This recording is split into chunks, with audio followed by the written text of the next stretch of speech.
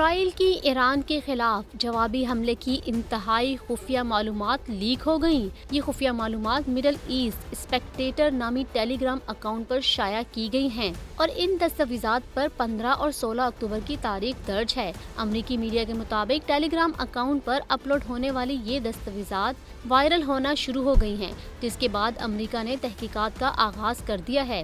ایک امریکی عہدیدار کا کہنا ہے کہ ان دستاویزات میں ایران پر اسرائیل کے ممکنہ حملے کی تیاریوں کی تفصیلات کے علاوہ ہتھیاروں کی نقل و حمل کی معلومات بھی شامل ہیں۔ ان دستاویزات کی حساسیت کے حوالے سے امریکی عہدیدار کا کہنا ہے کہ یہ وہ خفیہ دستاویزات ہیں جو امریکہ کے علاوہ صرف آسٹریلیا، نیوزی لینڈ، برطانیہ اور کینیڈا دیکھ سکتے ہیں۔ یہ دستاویزات پینٹاگون کی ملکیت ہیں جو قومی سلامتی کے منصوبے سے منسوب ہیں۔ ان کا مزید کہنا ہے کہ اس حوالے سے حکام تفتیش کر رہے ہیں کہ ان دستاویزات تک کس کی رسائی تھی۔